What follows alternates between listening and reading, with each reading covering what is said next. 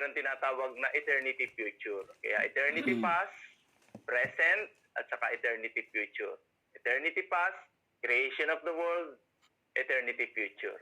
Kaya may mababasa kayo sa Bible before the foundation of the world, bago pa itatag ang sanlibutan.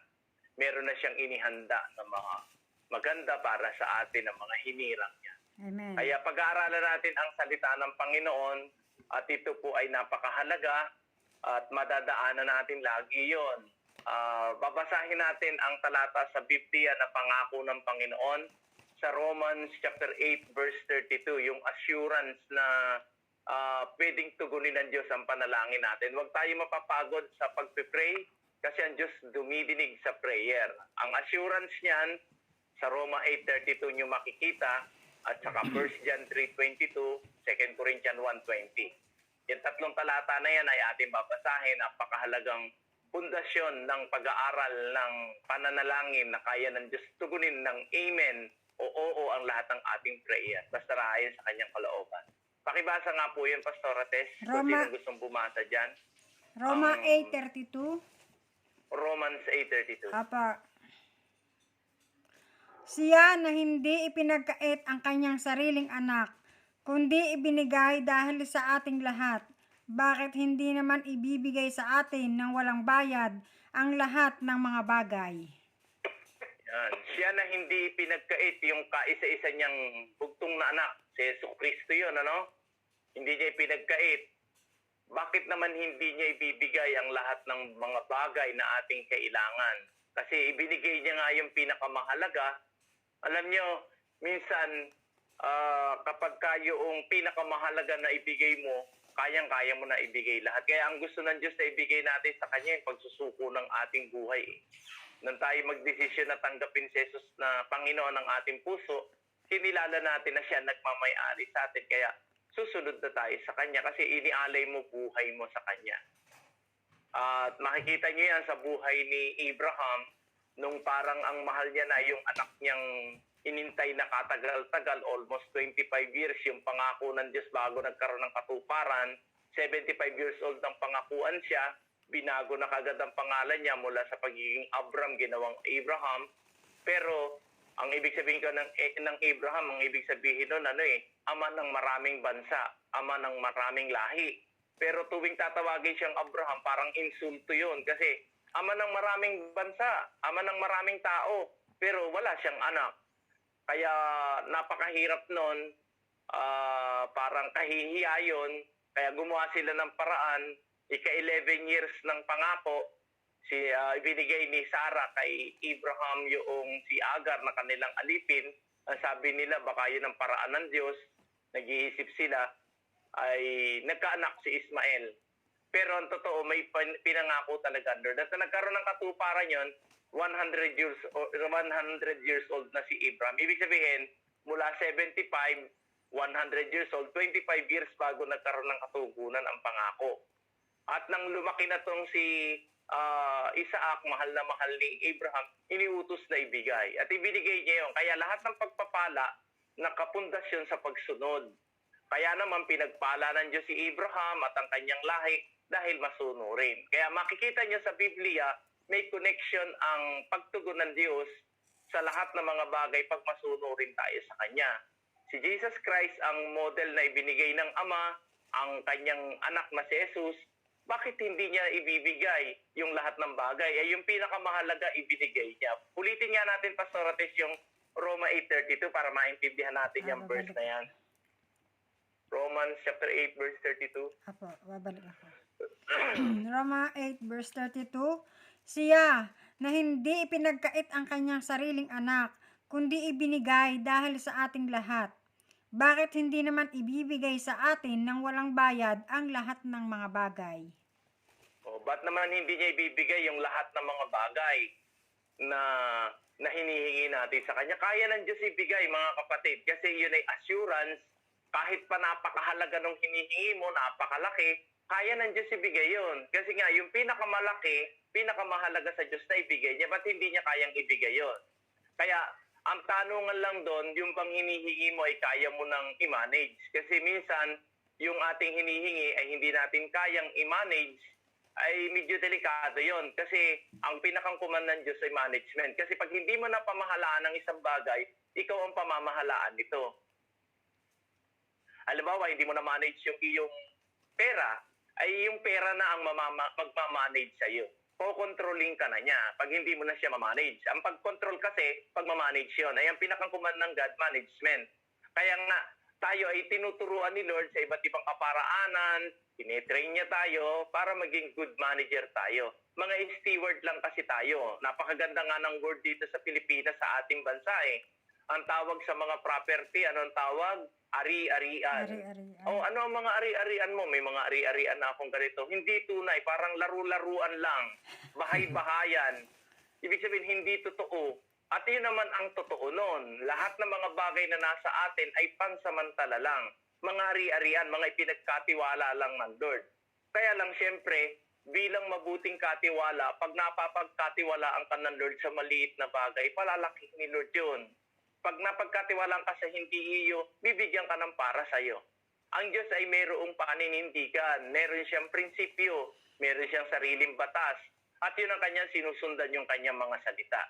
Kaya napakahalaga na maintindihan natin na siya na hindi ipinagkait yung pinakamahalaga niyang anak ay ipinagkaloob sa ating lahat.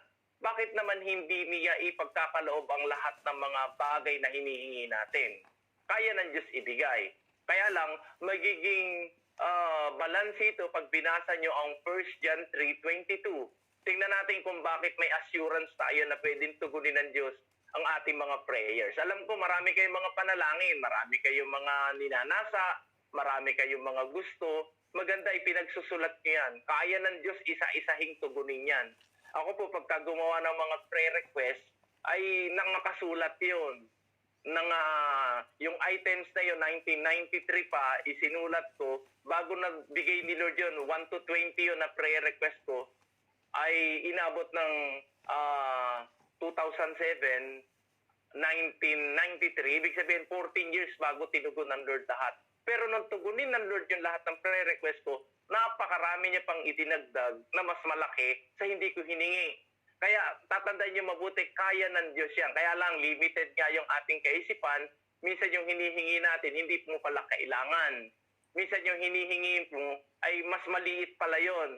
May mas malaki. Kaya laging ang prayer natin, Lord, kung ano po yung kalooban mo, susundin ko. Pakibasa nga, Pastor Ates, ang 1 John 3:22. 1 John Makikita niyo dyan. 3:22. At anumang ating hingin ay tinatanggap natin sa Kaniya, sapagkat tinutupad natin ang kanyang mga utos at ginagawa natin ang mga bagay na kalugod-lugod sa kanyang paningin. Yan, medyo linawan nyo nga ng basa. Ulitin nyo, Pastor Ates. Okay.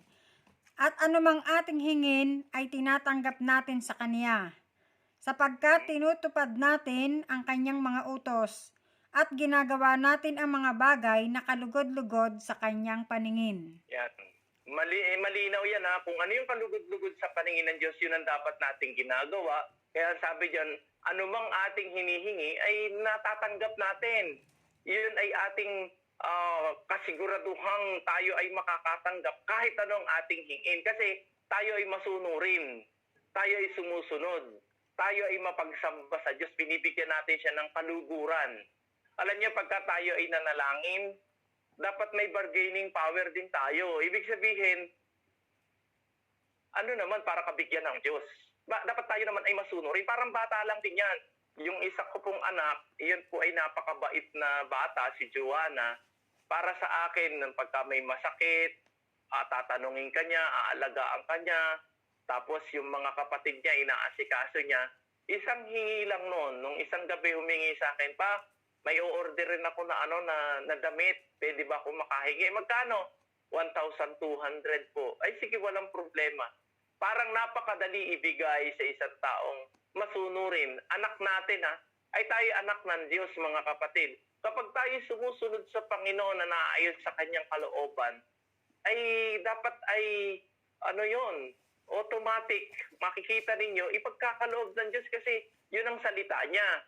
Ang sabi ng Lord, dahil sa inyong sinusunod at ginagawa niyo yung kalooban, may katiyakan kayo na anumang inyong hingin ay ating matatanggap. Pastor, pakiulit yung verse na yon. 1 John 3:22. Unawain niyo yung verse sa scripture at yun ang ating pangahawakan. Yun ang ating tinitindigan, salita ng Panginoon. 3:22, 1 John 3:22. At anumang ating hingin ay tinatanggap natin sa Kanya, sapagkat tinutupad natin ang Kanyang mga utos at ginagawa natin ang mga bagay na kalugod-lugod sa Kanyang paningin. Yan. Pagka pala kalugod-lugod sa kanyang paningin ang ating ginagawa, kapag ka pala sumusunod tayo sa kanyang kalooban, ano mang hingin mo, ipagkakaloob ng God. Tatandaan niyo mabuti, huwag kang hihingi na hindi ka naman masunurin. Huwag kang hihingi na suwail kay Lord, kung saan mo lang gagamitin, pang sarili lang. Hindi ibibigay ni Lord yun. Kasi nga, may mga panalangin na pang sarili at hindi yun ipagkakaloob ng Lord. Ang turo ng aklat ng Santiago, tingnan nyo nga Pastorates ang James chapter 4.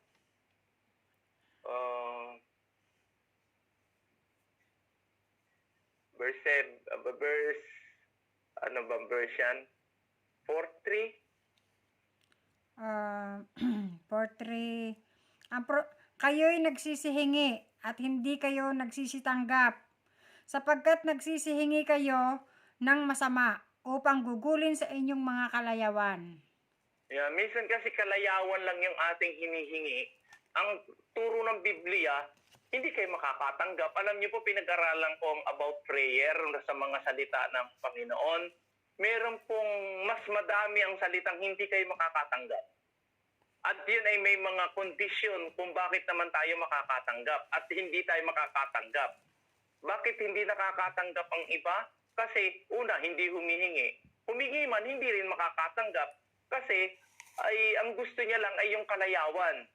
Mga kapatid, pag humingi tayo, dapat nakapagbibigay lugod sa Diyos. Kasi ang gusto ng Diyos, maging instrumento niya tayo na pagpapala bilang manlalakbay sa lupa. Magkaroon ng dahilan ba tayo nilikha ng Panginoon, ang purpose ng God ang magkaroon ng katuparan sa ating mga buhay. Kaya mga kapatid, ano mang hingi natin kay Lord, kayang-kaya niyang ibigay. Basta tayo sumusunod sa Kanya. Naalala ko nga yung isang kasaysayan nung si Jesus ay unang gumawa ng miracle doon sa lugar ng Cana, Galilea. Di ba natatandaan niyo yun? Yung nanay niya ang nag-intercede. Anak, wala nang alak. Paraphrasing, ang sabi niya ay mapapahiya yung may pakasalan. Gumawa ka ng alak. Total, tayo invited dito. Binigyan na tayo ng karapatan para tayo ay tumulong. Ang may tutulong natin, naubusan sila ng alak. Kahiya-hiya yun dahil yun ay isang kultura ng mga Hudyo sa paghahanda sa kanilang kapanahunan pagka may kasalan. Sabi ni Jesus, babae, wag mo kong pangunahan, di pa dumarating ang aking oras. Hindi nasaktan si Maria noon. Sa John chapter 2 ang binabanggit ko po, no? Pag binasa niyo mula 1 to 11. Ang sabi doon ay kinausap ni Maria, hindi siya nasaktan, kinausap niya yung mga alipin, yung mga tagapaglingkod sa kasalan. Sabi niya, gusto niyo ba ng miracle? Gusto niyo ba na magkaroon ng alak? Paraphrasing yung binabanggit ko po, dinadramatize ko para maintindihan nyo. Ang sabi ng mga alipin, oo, gusto namin ng miracle. O sige, kung gusto ninyo, ano namang iutos sa inyo ni Jesus, ay sundin ninyo. Yun ang sabi, mababasa niyo sa John chapter 2. Ano mang sabihin niya sa inyo, ay inyong gawin. Pakitingnan nyo nga, Pastorates. John chapter 2, baka verse 5 na yan, o verse... Hindi ko malaman kung saan verse na siya. Ano po? Nasa John chapter 2. Apo, John 2. At sinabi sa kanya ni Jesus, babae... Anong verse po yan? 4. Sige po, diretso na. At sinabi sa kanya ni Jesus, babae, anong pakialam ko sa iyo? Ang aking oras ay hindi pa dumarating. Verse 5. Sinabi ng kanyang ina sa mga alila, gawin ninyo ang anumang sa inyo'y kanyang sabihin. Yan, ang sabi doon, gawin ninyo ang anumang sa inyo'y kanyang sasabihin. Maging masunurin kayo. Gusto niyo ng miracle? Gusto niyo ng answered prayer? Sumunod kayo, anumang sabihin niya sa inyo. At doon nga ay merong naglalaman ng tapaya na ilang galon, ilang litro. At doon, ang utos ni Jesus na number 1, punuin nyo hanggang sa labi itong mga tapayan na ito, itong mga banga ng tubig. Pinuno nila hanggang labi. At sabi ng pangalawang utos ni Lord, o sige, sumalok na kayo, ibigay nyo sa pinuno ng pakasalan. Matapos sila mapuno ng tubig, yung mga banga. Pero alam nyo, sumunod pa rin sila. Pero habang hindi nila sinusunod, tubig pa rin yun kahit tingnan. Pero nang makomplete na nila yung kanilang pagsunod, saka naging alak yun. Ibig sabihin, ang miracle, mga kapatid, ay nag-uumpisa sa pagiging masunurin ang mga pagsagot ng Diyos sa ating mga panalangin. Kaya kapag tayo nagpe-pray at tayo masunurin, may katiyakan tayo na ipagkakalob ng Diyos ang ating hinihingi. Kapag tayo ay maawain, mapaglimos sa mga nangangailangan, at tayo tumutulong sa karamihan, at tayo ay mapanalanginin, ang Diyos inaalala niya yan. Pakibasa nga, Pastor Ates, ang sample ng isang taga-Italia na lalaki na ito'y sundalong centurion, itong si Cornelio sa chapter 10 verse 4 ng aklat ng gawa. Yan ay isang pinuno. Opo. 10:1 tapos 10:4. 10:1. At may isang lalaki nga sa Cesarea na nagngangalang Cornelio, centurion ng pulutong na tinatawag na pulutong Italiano. Italiano Opo. yan eh. Verse 4. Lundag sa 4. At siya, sa pagtindig niya sa kaniya at sa pagkatakot niya ay nagsabi, "Ano ito, Panginoon?" At sinabi niya sa kaniya, "Ang mga panalangin mo at ang iyong mga paglilimos ay nangagpailang lang sa isang alaala sa harapan ng Diyos." Nagiging alaala pala sa Panginoon yung mga paglilimos, sa mga nangangailangan, tayo ay matulungin, tayo ay mapagbigay. Nagiging alaala. Yun ang bargaining power natin, mga kapatid. Ibig sabihin nitong bargaining power na binabanggit ko, dapat meron din tayong, Lord, sabi mo po, pag ako'y naging masunurin, pagkakaloob mo, suppose naglilingkod ako sa iyo, sumusunod po ako sa iyo, may bargaining power ka. Alam niyo, ako po ay mayroong mga tauhan. Nung tayo ay nag-lockdown, nung dinidevelop yung campsite, nung dinidevelop yung ating Italian village, alam niyo, umabot ng 40 plus yung aking tao doon. Kaya yung per day ko ay 20,000 ang expenses. Halos 6 na buwan yun na ginawa. Ngayon, sa labas na tayo nag-umpisa kasi tapos na yung karsada. Malaki talaga yung gastusan doon. Pero sa grasya ng Lord, nung medyo natapos na yung maraming trabaho, ang kailangan ko ng mga skilled na tao, mga faithful sa oras, kahit hindi mo siya bantayan, nagtatrabaho, ay pumili ako. Siyempre, 4 na po sila, pinili ko 15 lang. Pero umabot pa rin ng 18 yung natira, halos kalahati pa rin. Kaya lang, siyempre, may pipiliin pa rin ako doon. Kung ikaw ay isa doon sa 18, ano kaya ang dahilan ako kaya ay mapipili? Ano naman ang dahilan ba't ako pipiliin? Dapat may bargaining power ka. Masunurin ka, hindi ka reklamador, hindi ka late kung pumasok, late ka na nga dumating, ang aga mo pa umuwi, ay hindi magandang pagpilian yon. Kaya yung mga the best, ang makikita mo na talagang mahuhusay, nagpipresenta pagka may trabaho, siya ang gumagawa ng may kusa, hindi na kailangan bantayan. Bargaining power mo yun eh. Sa Lord, kung meron siyang nakahanay na tutugunan ng panalangin kanilang hinihingi, ang uunahin niya yung mga taong masunurin, yung mga taong may mga initiative. Kaya nga, si Cornelio ay tinugon ng Diyos, isang Italiano, pulutong Italiano, ibig sabihin, galing siya ng Italia. Ang Roman soldier kasi ang namamahala ng panahon ni Jesus ay Roman Empire, ang namamayani sa buong mundo. Kaya Italy ang talagang pinaka-powerful noong mga panahon ng Panginoong Jesus at ng panahon ni Pablo. Roman Empire kasi yan. Ang unang imperyo, Babylonia, Medo-Persia, Grecian, at panahon ng Roman Empire nang si Jesus ay ipanganak dito sa daigdig. Kaya yung imperyo ng Roma, siyempre ang gagawin nilang mga sundalo ng mga pinuno, loyal. At isa yan si Cornelio. Pero ang kaibahan kay Cornelio, bilang parang kernel siya, may hawak na 100 sundalo na Romano, siya ay matatakutin sa Diyos, mapanalanginin at masunurin, mapaglimos sa mga nangangailangan. Kaya isang araw, dininig ng Diyos ang kanyang panalangin. At yung panalangin niya nakarating, sabi doon, ano ito, Panginoon? Ang panalangin mo ay naging isang masarap na samyo sa harapan ng Diyos, kaya dininig ang prayer mo. Ngayon, ang gawin mo, magsugo ka sa Jope, patawag mo yung tinatawag na si Simon Pedro para magsaysay sa'yo ng mga bagay na dapat mong malaman. Alam nyo, ang panalangin ni Cornelio, yung kanyang mga paggawa, ang naging tungtungat daan, tulay, para makilala niya ang Panginoon. At ang mag-share sa kanya ng Word of God ay si Pedro, isang apostol ng mga Hudyo, ginamit ng Diyos na mag-share sa isang hentil. Sabi ko sa inyo, dalawang klase lang ang lahi ng tao sa mundo, Hudyo at saka hentil. Pero si Cornelio ay pinuntahan ni Pedro at ipinangaral at ipinakilala si Kristo. Kasi ang angel hindi pwedeng mag-share ng gospel. Ang mag-share ay tao. Kaya tayong mga anak ng Diyos ang dapat nagbabahagi ng pag-ibig ng Panginoon na ginawa niya sa pamamagitan ng kanyang anak na si Jesus na tumubos ng ating kasalanan. Tayo ang gagamitin ng Diyos. Tayo ang magiging instrumentong bibig niya, kamay at mata niya na magpapahayag ng kabutihan ng Diyos na ginawa sa atin.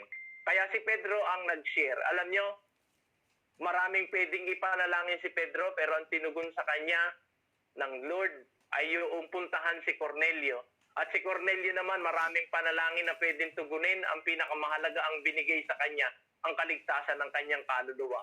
Na si Jesus ang pinakang kailangan niya. Kasi mahalaga yung message ni Pedro kay Cornelio. Kaya makikita niya pag pinag-aralan niyo chapter 10. Kung itutuloy natin, ang sabi ng 2 Corinthians 1:20, pakibasa nga pastoran, 2 Corinthians 1:20, patungkol sa prayer din yan sa pangako ng Diyos. Nga po. 2 Corinthians 1:20, sapagkat maging gaano man ang mga pangako ng Diyos ay nasa Kanya ang oo.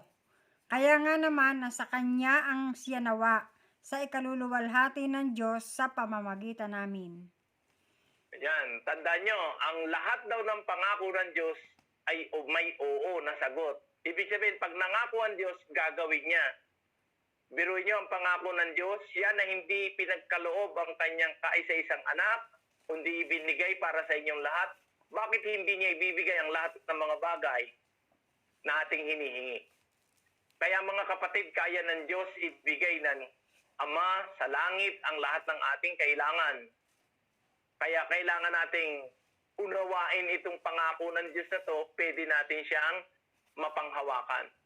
Kaya sa ating pinag-aaralan, ipauulit ko lamang yung 3 verse bago natin basahin ang bilang 23:19.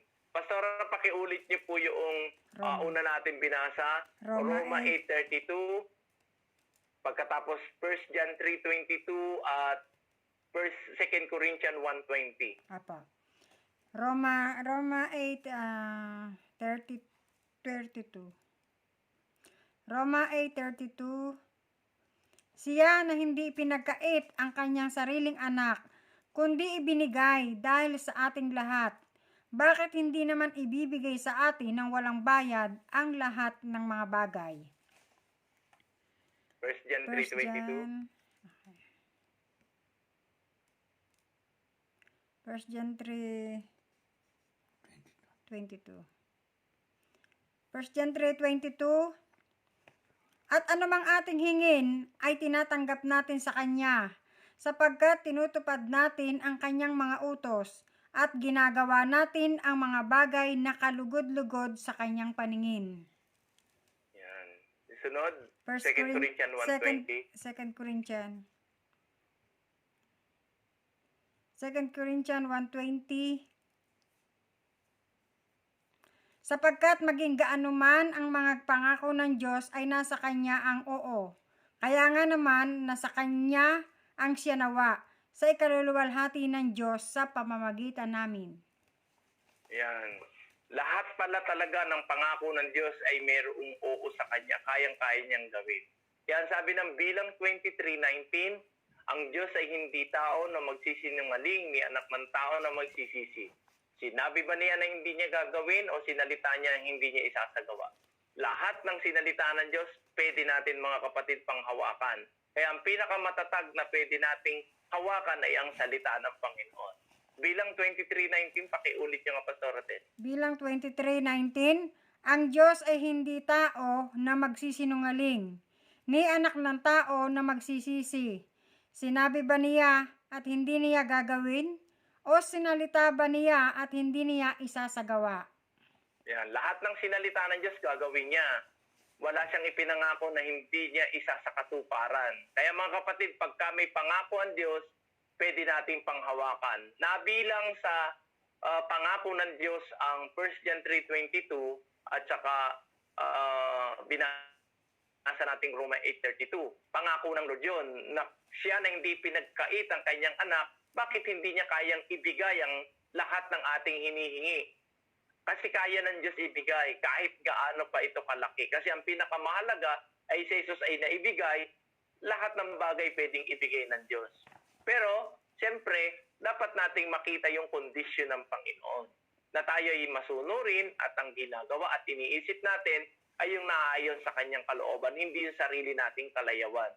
Kaya mga kapatid, itong ating pinag-uusapan ay napakahalaga. Ang Romans chapter 8 kasi ay sulat sa aklat ng Roma sa lugar ng Italia din yan. Kaya ito po ay, ang Roma kasi ang sentro ng Italy, tama? At ang naghari nung panahon ng imperyo ng Roma ay galing dyan sa Europe.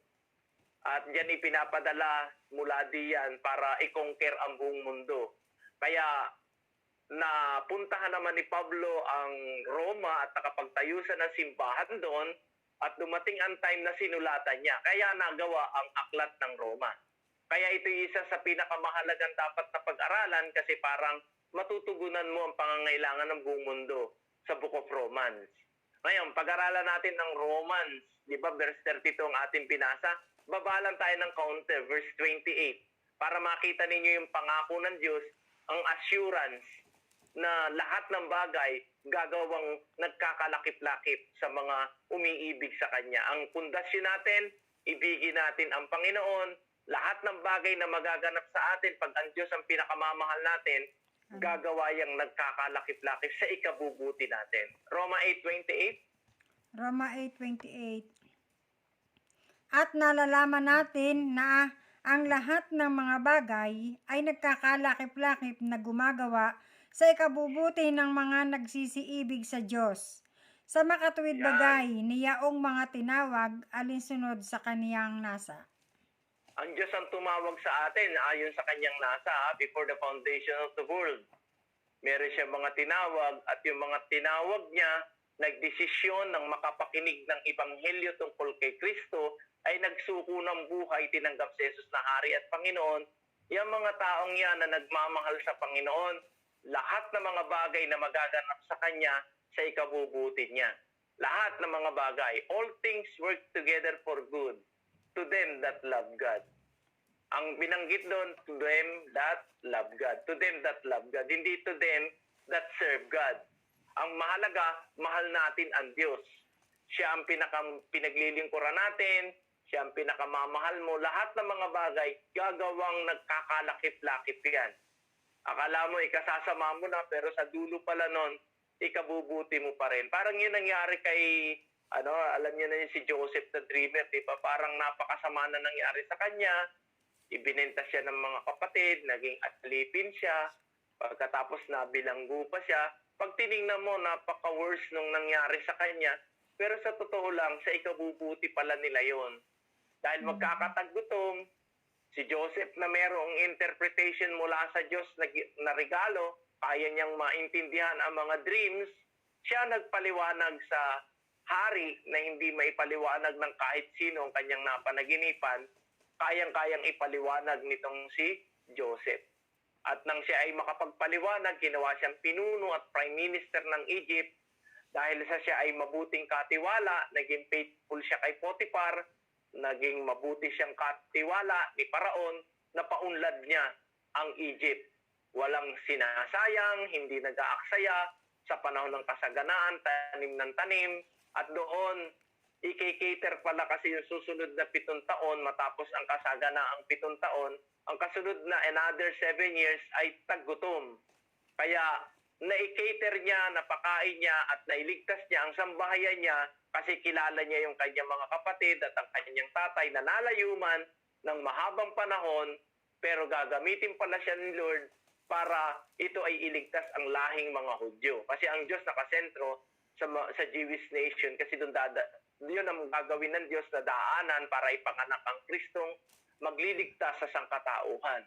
Kaya doon tumira sila sa lugar ng Goshen at ang Goshen ay protected ng God, maraming pagkain doon, halaman, safe yung lugar. Kaya ang Diyos ay pinagpala ng Diyos ang bansang Israel, yung mga Hudyo. Ay makikita ninyo, all things work together na naganap by Joseph. Kaya mga kapatid, kung ano man yung mga naganap sa inyo, minsan yun ay ikabubuti mo rin. Sabi mo, bakit kaya nung ako'y bata, hirap na hirap? Para pag dumating ka sa panahong naghihirap, baliwala na sa'yo kasi dinaanan mo. At kaya mo pang maintindihan yung dumadaan doon. Alam nyo, malalaman mo lang ang pakiramdam ng may sakit pag nagkasakit ka. Kasi pag hindi ka nagkakasakit, nagkaroon ka ng lagnat, hindi mo maintindihan ang pakiramdam ng may sakit. Pag tayo'y dumaan ng iba't ibang klaseng dinaanan, iyon ay tungtungan natin para lalo tayong lumago sa Diyos. Mga kapatid, ang mga hirap dito sa daigdig ay hindi kayang itumbas sa kaluwalhati ang ipinangako sa atin ng Panginoon. Yan ang nakalagay sa Romans 8:18, 8:17. Pakibasa nga, Pastor Rotes. Roma 8:18. 8:17 muna po. Roma 8:17. At kung mga anak ay mga tagapagmana sa Diyos at mga kasamang tagapagmana ni Kristo, kung gayon nga, makipagtiis tayo sa Kanya upang tayo'y lumuwalhati namang kasama niya. Kasama niya. 18. Sapagkat napatutunayan ko na ang pagtitiis sa panahong ito'y hindi karapat-dapat maitumbas sa kaluwalhatiang mahahayag sa atin. Mahahayag sa atin. May future na mahahayag sa atin, yung kaluwalhatian, hindi may tutumbas sa kapighatiang dinadanas natin ngayon. Kaya mga kapatid, yung ating kahirapan, dito lang sa lupa yan.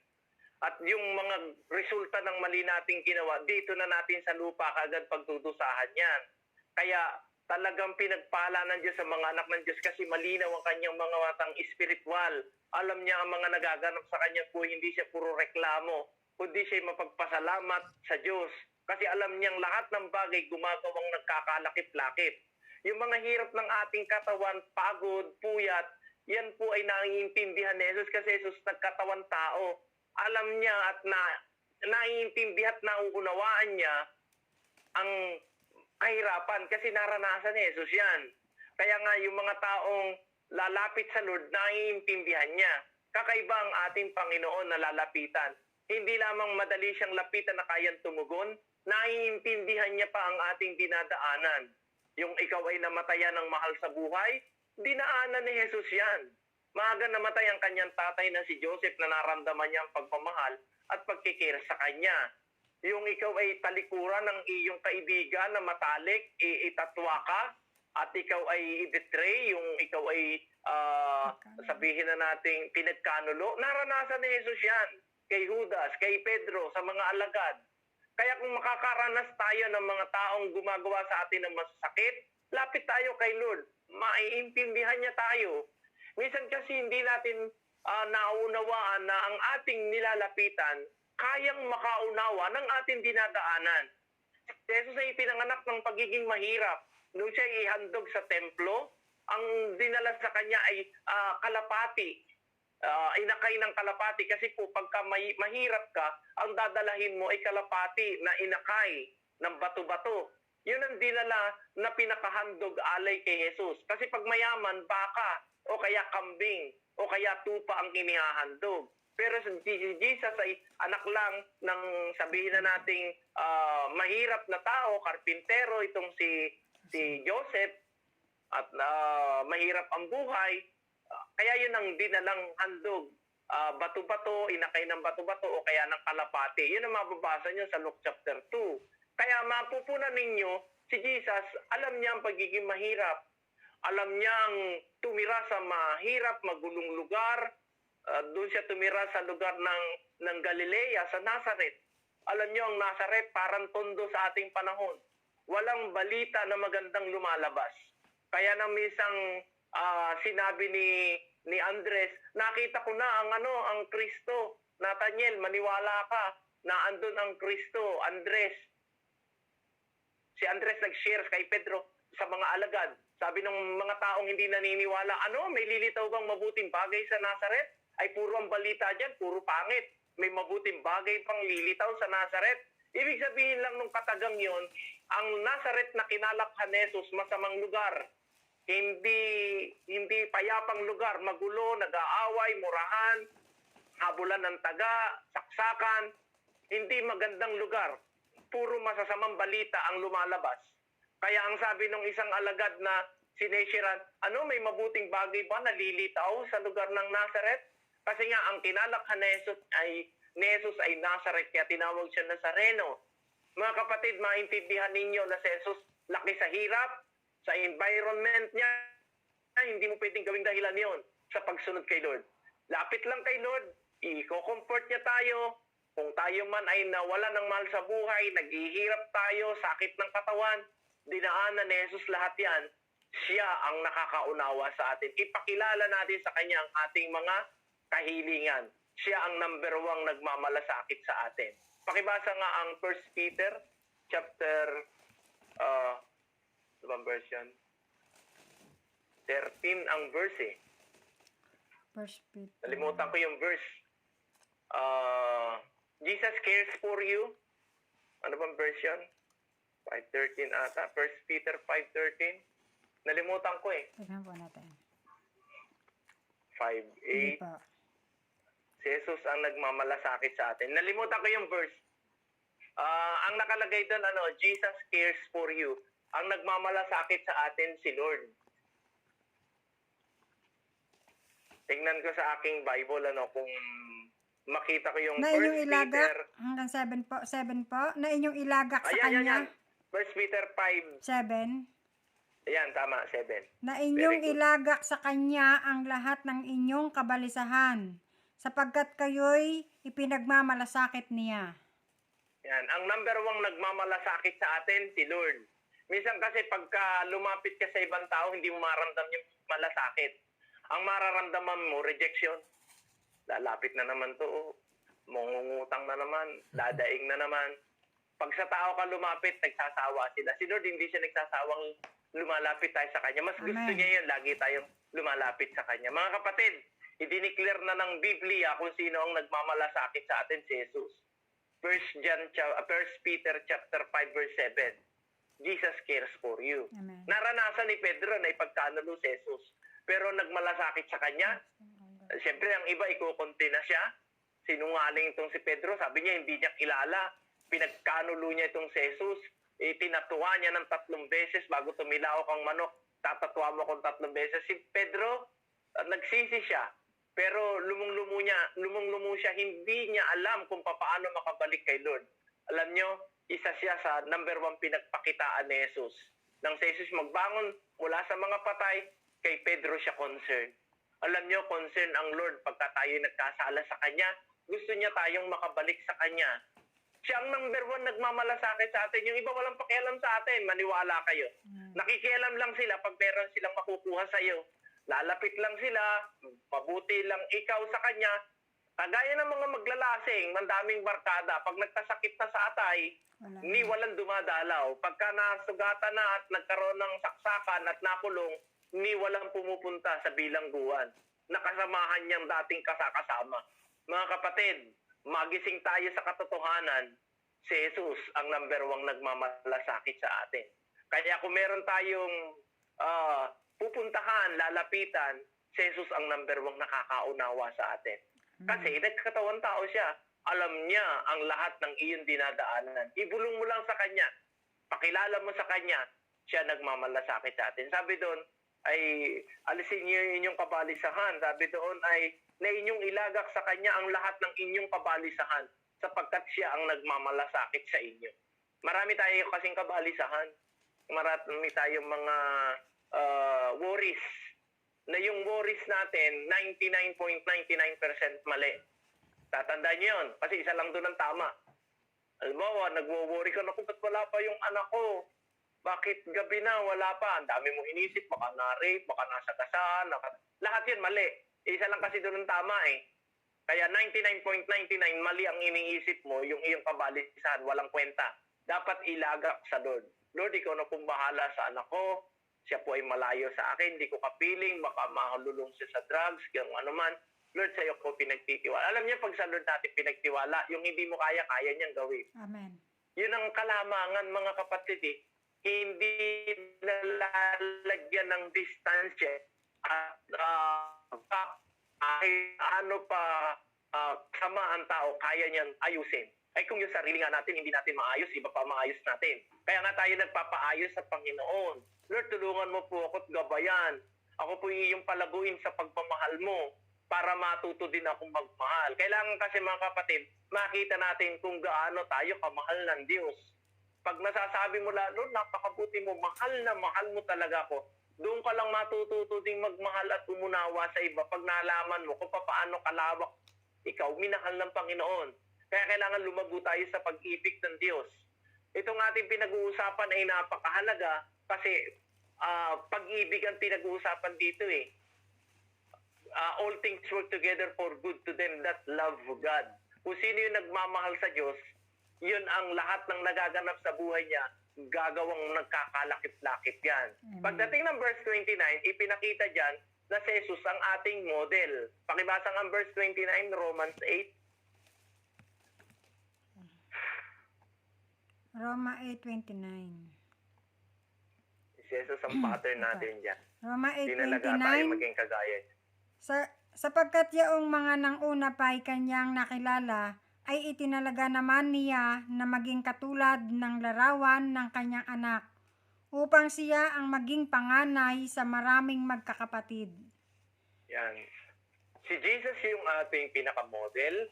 Siya ay tutularan natin. Siya ang ating pattern.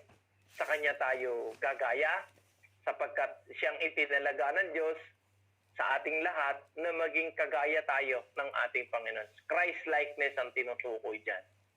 Kapag itinuloy ko po yung basa sa verse 33, kasi nabasa na naman natin yung 32, pakibasa nga po ang 33. Question mark yan ha. Roma Kayo ba'y 8:33. nakaranas na tanungin? Minsan kasi ang isang bagay nagiging malinaw kapag tayo kay tinanong na yun pala ang kasagutan. Ano ang tanong dyan, Pastor Ate? Sino Verse ang 33. magsasakdal ng anumang laban sa mga hirang ng Diyos? Ang Diyos ay ang... Sige, tapusin niyo muna. Sige po. Ang Diyos ay Ulitin ang niyo. umaring ganap. Ulitin ko po. Sino ang Sige po. magsasakdal ng anumang laban sa mga hirang ng Diyos? Ang Diyos ay ang umaaring ganap. Yan. Napakahalaga niyang verse na yan ha. Tandaan niyo yan. Sino ang makapagsasakdal ng anuman sa mga hirang ng Diyos? Kung ikay hinirang ng Diyos, itong kailangan mo masigurado kung ikaw ay isa sa hinirang ng Diyos. Ang mga hinirang ng Diyos itinalaga sa buhay na walang hanggan yan. Kaya pag hinirang ka ng Diyos, walang sino mang makapagsasakdal laban sa iyo. Alam niyo yung sakdal? Iyan ay term na ginamit sa hukuman. Ewan ko kung may nakaranas na kayong dalahin kayo sa hukuman. Yung iba, napapanood niya lang sa korte. Pero yung mga experience mo, yung tinatawag na dalahin ka sa hukuman, kakaiba yon. Kasi may magsasakdal laban sa iyo. May sumbong laban sa iyo. Sa palagay niyo, pagdating sa hukuman ng Diyos, meron bang magsasakdal sa atin? Alam niyo, ang pangalang Satanas, ang ibig sabihin niyan, accuser. Aakusahan kanya ng katakot-takot. Meron bang maiaakusa sa iyo si Satan? Yun ang tanungan dyan. Meron bang akusasyon na pwedeng ibato sa iyo ang kaaway ng Diyos na si Satanas? Siguro ang sagot niya ay napakadami, naka-record pa.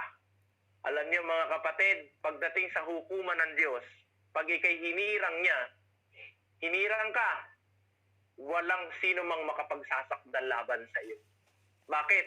Ang Diyos kasi ang umaaring ganap. Ay in the sight of God, righteous ka eh. Paano ka hahatulan? Ang isang righteous hindi pwedeng hatulan.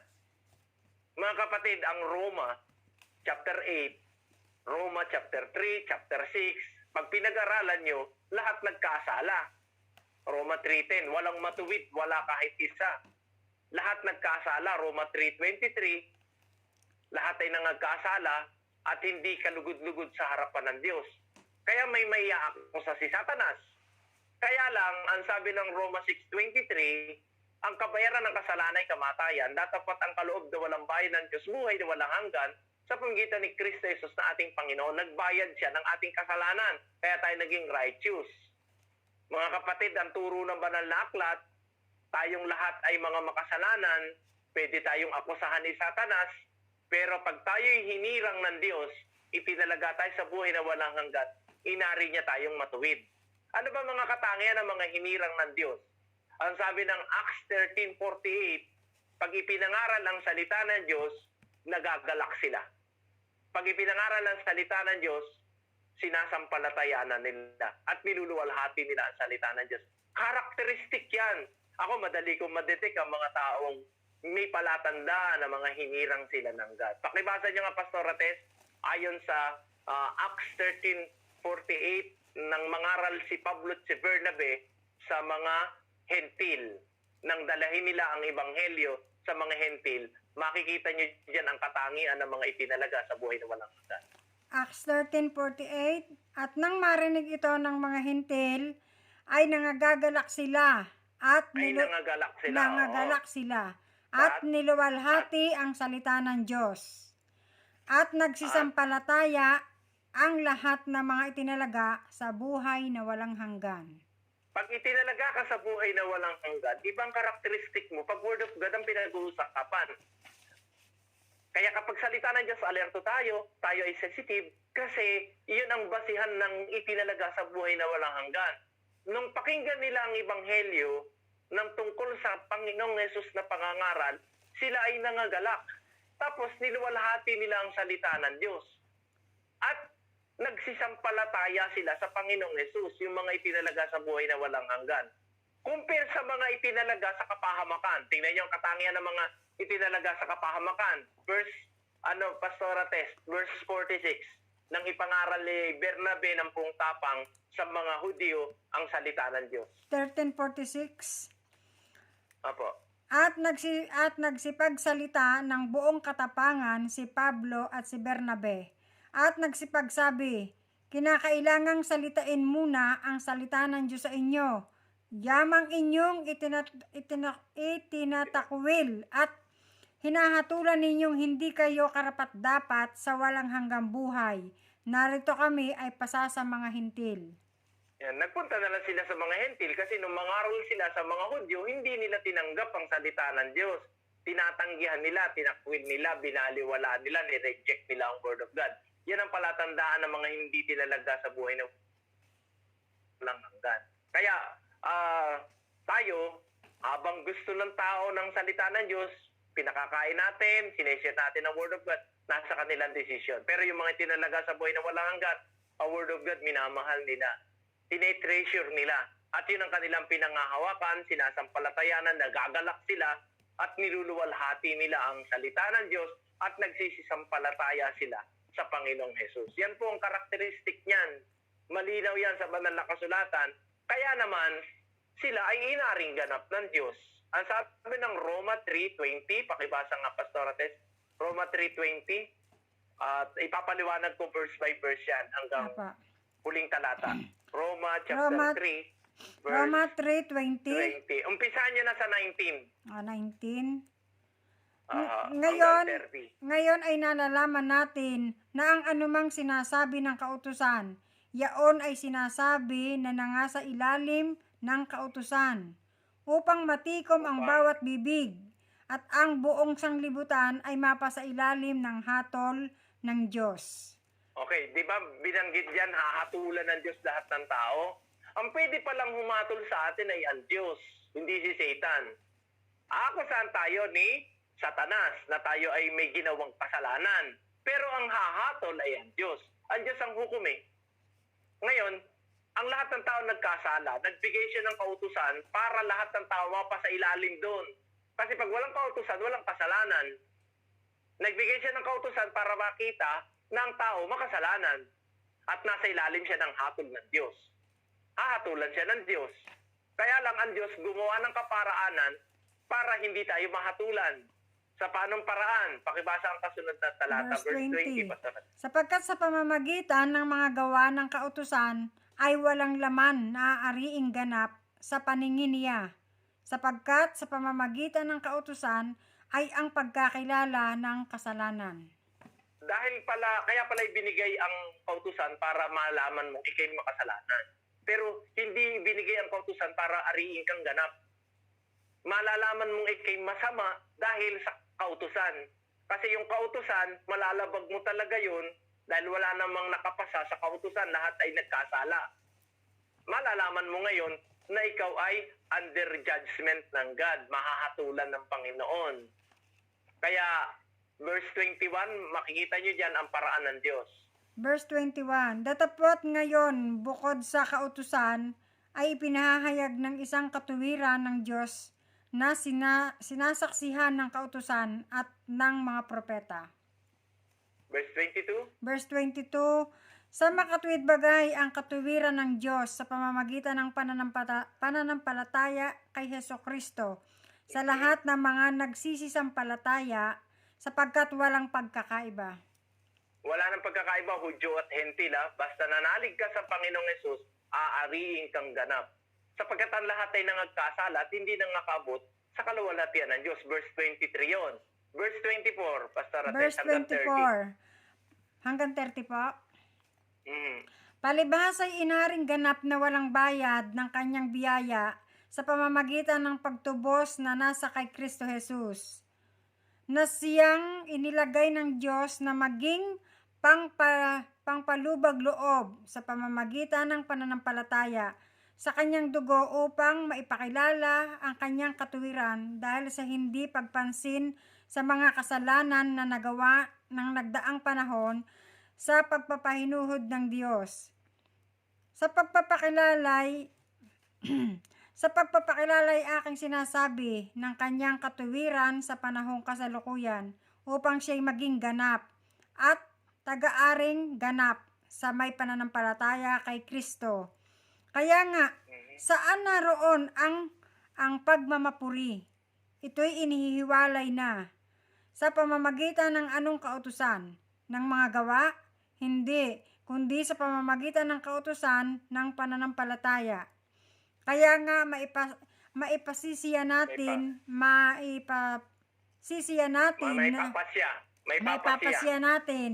na ang tao ay inaring ganap sa pananampalataya na hiwalay sa mga gawa ng kautusan. Verse 29, o ang Diyos baga ay Diyos ng mga Hudyo lamang? Hindi baga siya ang Diyos din ng mga hintil? Oo, ng mga hintil din naman. Verse 30, kung gayon nga naiisa ang Diyos at kanyang aariing ganap ang pagtutuli sa pamamagitan ng pananampalataya at ang di pagtutuli sa pamamagitan ng pananampalataya. Okay, inaaring ganap ang Hudyo, mga tinutuli yan kasi pangako ng Diyos kay Abraham yan, tutuliin ang lahat ng lalaki na ipapanganak. Ang mga hentil, hindi yan tinutuli.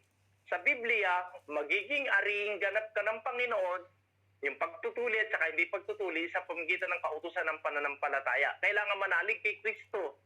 Ang turo ng banal na kasulatan, faith in Christ. Yan po ang makapagliligtas sa sangkatauhan. Yung nanalig ka sa Panginoong Hesukristo. Mga kapatid, malawak itong pag-aaral natin, pero ang kabuuan ng ating pinag-uusapan, kailangan nating manalig kay Jesus para tayo ariing ganap ng Diyos.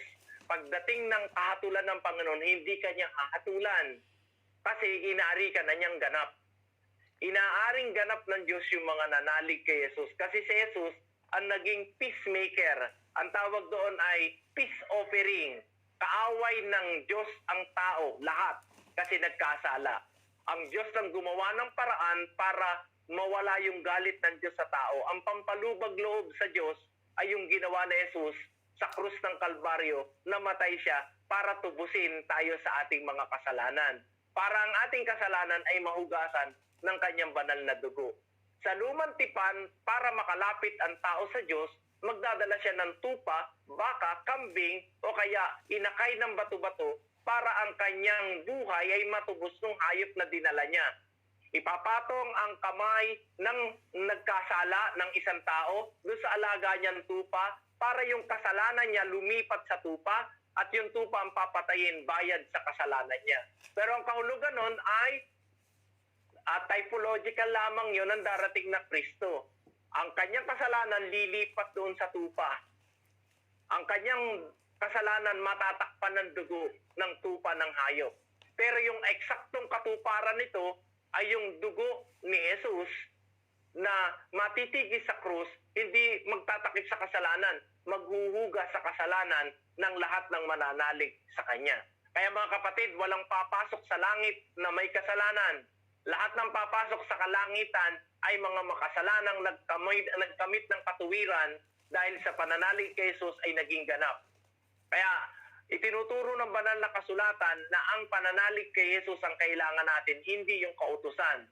Mahalaga ba ang kautusan? Mahalaga. Pero hindi yun ang mag-aaring ganap sa atin. Ang mag-aaring ganap sa atin ay ang pananalig kay Kristo. Hiwalay sa kautusan. Pakibasa ang Galatians 2:16, Pastor Rotes, saka Galatians 3:11. Okay. Nasaan? Galatia 2:16 po. 2:16. Bagamat naaalaman na ang tao ay hindi inaring ganap sa mga gawang ayon sa kautusan, maliban na sa pamamagitan ng pananampalataya kay Hesukristo, tayo rin ay nagsisampalataya kay Kristo Jesus upang tayo'y ariing ganap sa pamamagitan ng pananampalataya kay Kristo at hindi dahil sa mga gawang ayon sa kautusan. Sapagkat sa mga gawang ayon sa kautusan ay hindi aariing ganap ang sinumang laman. Paulit-ulit yan 3 times. Opo. Pabali-baliktad. At yan ay Galatians 2:16, kaya hindi mawawala yung truth niyan. Yan yung itinuturo ng banal na kasulatan na pananalig kay Kristo para tayo ay ariing ganap. Para maging righteous tayo at hindi tayo mahatulan. Hindi pwedeng hatulan ng righteous. Hindi hinahatulan ng righteous. Pag inaring ganap ka ng Panginoon, sino ang hahatol sa iyo ay ang Diyos ang umaring ganap sa iyo. Idineklara ka niya na matuwid dahil sa pananalig mo kay Christ. Amen. Kaya pag binasa niyo yung verse 33 uli, pakibasa uli, Pastora, yung verse 33 ng Romans chapter 8. Maiintindihan niyo na ngayon yan. Roma 8:33 po. Okay. Roma 8:33. Sino ang magsasakdal ng anuman labang sa mga hirang ng Diyos? Ang Diyos ay ang umaaring ganap. Yan, ang Diyos ang umaaring ganap eh. Sino makapagsasakdal ay inari kanyang ganap. Paano kanya inaring ganap nung nanalig kay Kristo? Ay di, wala na makapagsasakdal sa'yo. Isakdal ka man ni Satan ay ang Diyos naman ang hahatol ay siyang umaring ganap sa'yo. Ang hatol niya, hindi guilty. Siya ay acquitted. Ibig sabihin, walang kasalanan yan kasi ano yan eh, natubos na. Wala kang magagawa, tinubos na eh. Mga kapatid, baka hindi ko masya yung ating pag-aaral, itutuloy ko na lang sa susunod na Huwebes yun kasi mahaba pa siya. Pinakikita ko lang dito yung mga tuloy-tuloy na tanong. Basahin nyo ang Romans chapter 8, napakahalaga niyan. Makikita ninyo yung mga halagang bagay na dapat nating maintindihan. Sa kabuuan ng ating pinag-usapan, kaya ng Diyos tugunin ang ating mga panalangin kasi siya ipinagkaloob niyang kanyang anak. Ba't naman hindi niya ibibigay lahat ng kailangan natin? Magtiwala tayo, kaya ng Diyos tumugon sa prayer. Kailangan lang natin maging masunuri sa Kanya at hindi pang kalayawan lang yung ating hinihingi, kundi makapagbigay tayo ng lugod sa harapan ng Panginoon. At ating pinag-usapan din na sino ang hahatol sa atin, hindi tayo pwedeng hatulan dahil tayo ay matuwid. Kaya tayo naging matuwid sa ginawa ni Jesus na ating sinampalatayan. Yun po yung ating pinag-uusapan, kaya ituloy ko na lang ito. Kung may katanungan kayo, pwede kayong magtanong At ako'y naniniwala na ang Diyos ang magpapaliwanag sa atin. Pwede nyo i-review yan dahil nire-record naman ang lahat ng mga messages natin. Paulit-ulitin nyo siya, pinakapagkain ng inyong kaluluwa. Huwag puro kain lang ng mga pasta, mga pagkaing physical. Pakainin din natin ating spiritual. Lalakas tayo, lalo ngayon lockdown, may purpose ang God. Amen. Tinetrain tayo ng Diyos para mas malusugan yung espiritu kaysa physical. Sige, Pastor Tess, Amen. baka may mga tanong pa, i-open nyo po kung sino may gustong magtanong sa ating Close muna pinag-aralan. ko-close nyo muna po. pinag-aralan natin. Ko-close nyo muna po sa prayer bago po sa Sige po, katanungan. ipag-pray ko kayo. Dakilang Diyos, marami po salamat sa aming pinag-aralan dahil alam kong ikaw ang nag-guide sa amin ng mga dapat naming maintindihan at ngayon naunawa namin, Panginoon, na kaya naming hingin ang lahat ng mga bagay ay kaya mong ipagkaloob dahil ipinagkaloob mo ang pinakamahalaga ang iyong anak. Kayang-kaya mong ibigay lahat ng aming kailangan, ngunit binibigyan mo kami ng instruction na kami maging masunurin at magbigay kami ng kaluguran at ang kalooban mo ang lagi namin hinahanap. At salamat din sapagkat kami ginawa mong matuwid, hindi sa aming sarili, kundi sa pamagitan ng ginawa ni Kristo para sa amin. Salamat, Panginoon. Pinupuri ka namin sa gabing ito, sa aking mga kapatid na taga-Europa at sa iba-ibang parte ng daigdig. I-bless mo ang bawat isa na nakapakinig ng salitang ito. Ikaw ang maluwalhati at maparangalan, mapapurihan sa aming mga buhay. Dahil lahat ng kalawalatian in Jesus' name. Amen. God bless you.